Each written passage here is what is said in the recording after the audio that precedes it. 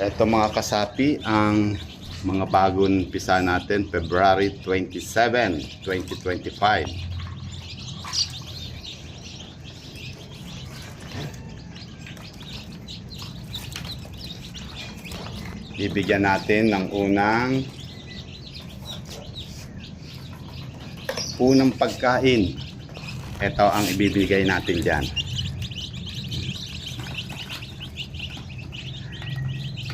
Tiki-tiki.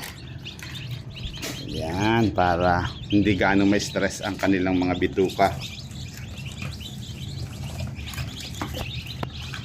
Yan.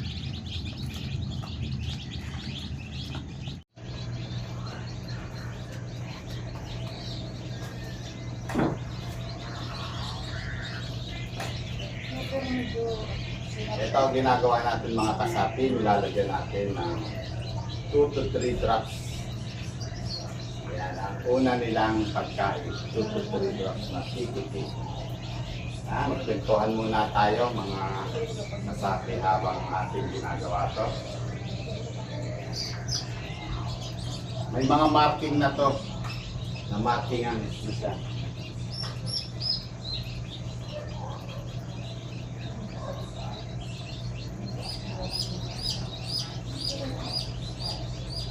Hindi lang natin pwede pakita yung pagmamarking kasi may fit si Whitey.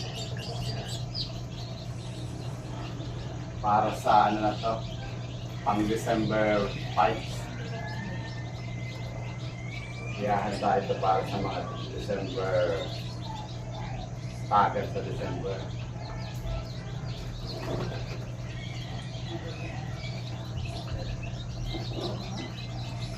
Dinadrops natin para sigurado na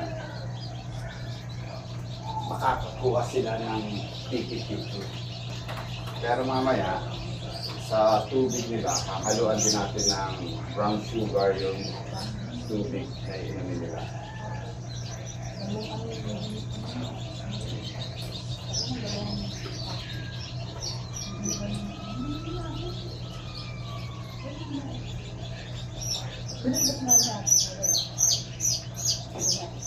Kahapon sa pusa.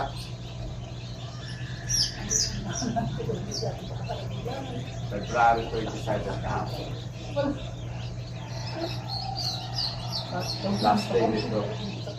Kanina sa incubator. Tinatuyo ko lang bago ko inilabas. Tinatuyo ko lang yung mga nagsigiba kasama. Yan mga kasapi, meron naman tayo na alagaan. Meron itong mga flashback, golden boy, 5K, kanaway, at saka white kelso.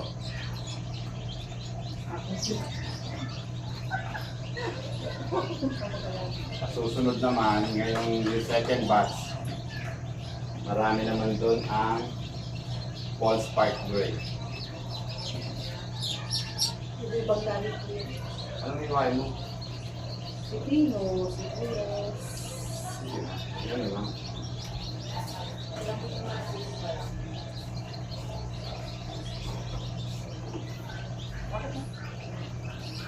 Yan mga kasapi, malalakas sila. Lalo, mga makikita natin ito, mga 3 days, lalong malalakas na ito. Sa tina gagawin, first 3 days, ang iniinom nila ay with brown sugar, umaga at hapon. Pang-4 na araw, plain water, maghapon. Pang-5 araw, yung mga vitamins na. 3 days na naman silang vitamins, alternate, plain water. Tapos vitamins ulit, 3 days ulit, plain water ulit. Ganun lang. Tapos pagka naka-sampuan na sila, ang ginagawa ko na dito ay alternate na sila. Plain water, vitamins, plain water, sa hapon, plain water. Sa umaga, vitamins. Pagka isang buwan na sila, hanggang lumaki na sila.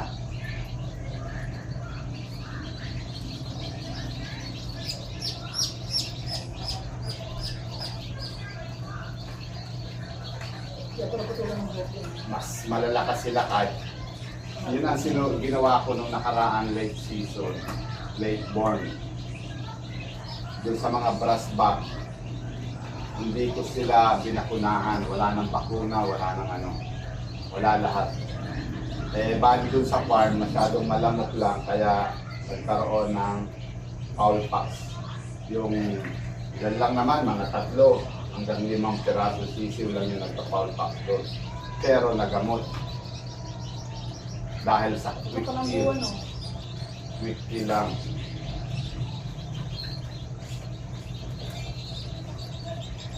Wala silang bakuna, ganun lang ginawa ko. Ngayon, ganun din ang gagawin ko kasi dati may mga bakuna ako. Pero nagkakaroon pa rin ng coryza.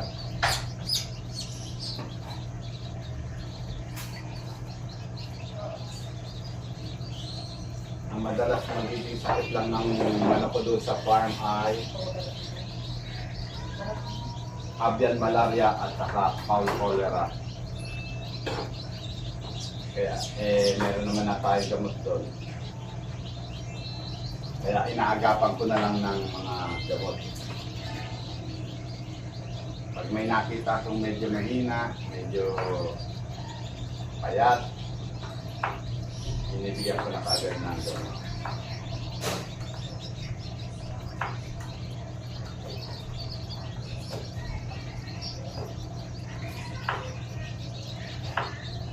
Ito yung mga white kelso. Ito yung mga white kelso natin. Number 1, ang marking.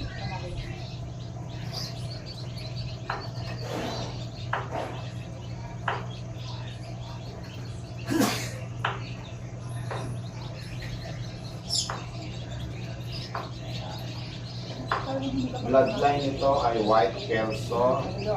Ang mga batch nito ay white kelso, kanaway, braspak.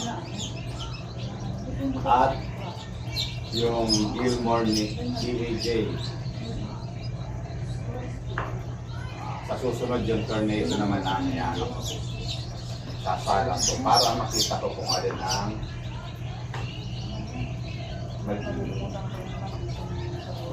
para maano natin kung alin yung swerte-swertehin yung kay Gilmore o yung kay Tornado. Ayaw mo pala ba?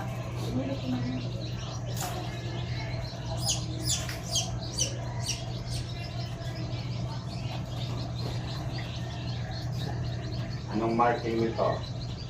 Ibang kulay mga kasapi. Ay, brass back over kanaway.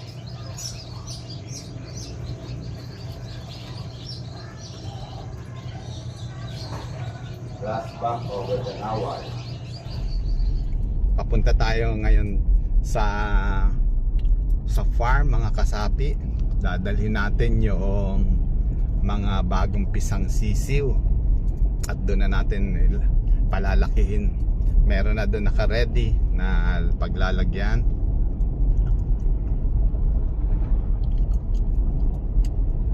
Malapit lang naman yun dito sa bahay mga kasapi. Tara, samahan nyo ako mga kasapi.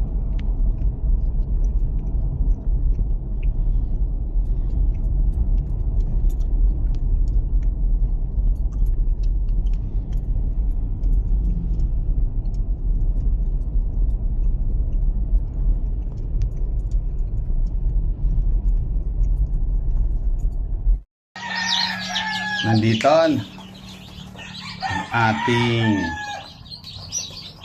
mga bagong pisa.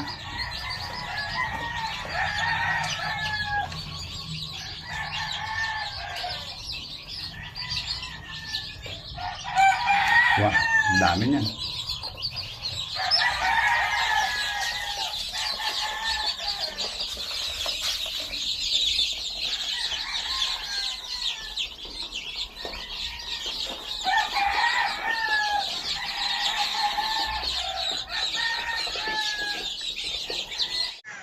Mga kasapi, bago tayo umuwi ng bahay, bisitahin natin yung ating mga dinalang mga baby chicks. Kanina, time check, 5:45 ng 5:45 na po ng hapon. So pauwi naman tayo ng bahay, kaya silipin natin yung ating mga baby chicks. Dito natin inilagay sa brooder nila.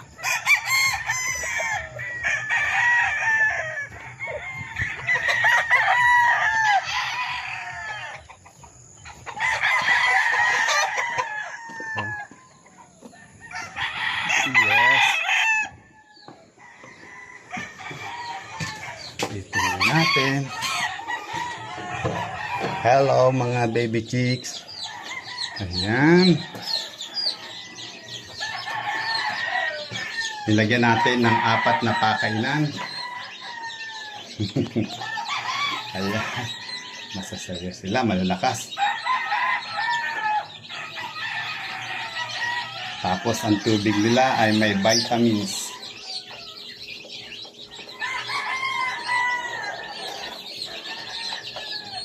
Ayan. Okay na okay sila dito. Walang kahangin-hangin. Semento yan.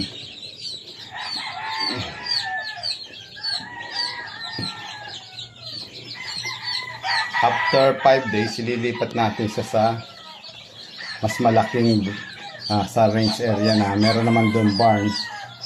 Ililipat naman na natin siya para pwede siyang ilabas. Ayan. Okay, bye-bye.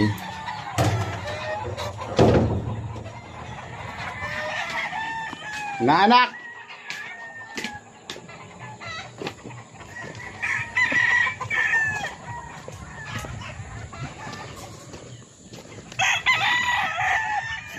Ayan ang tagabantay. Inaanak bukas, inaanak kayo, no? Pagkakain ng almusal nila, paakyat mo na yung mga tipi doon sa sinunog nating kag.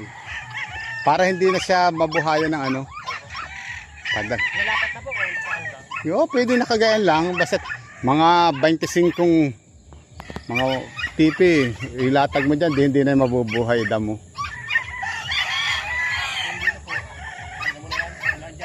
Alin? Doon ka magpakuha na mabawasan na yan. Dito rin sana, pwede yan lagyan dyan. Gagawin lang baga,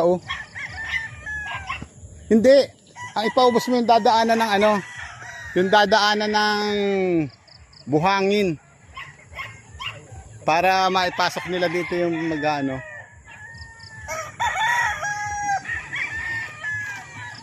Ayan sila. Ayan mga kasapi, malinis na. Masisipag ang mga tao natin.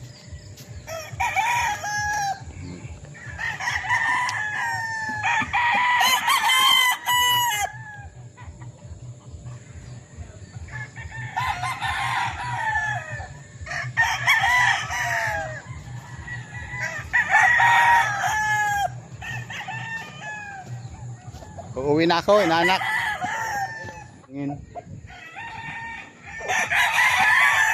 Okay, mga uwian time, mga kasapi.